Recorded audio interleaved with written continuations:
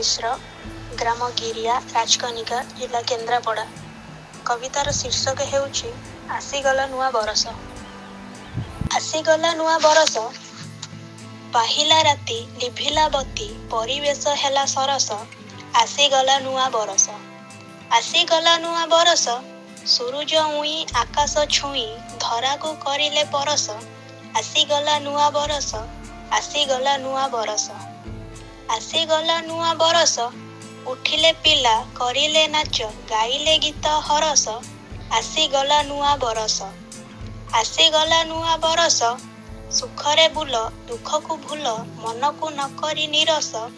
ଆସିଗଲା ନୂଆ ବରଷ, ଆସିଗଲା ନୂଆ ବରଷ।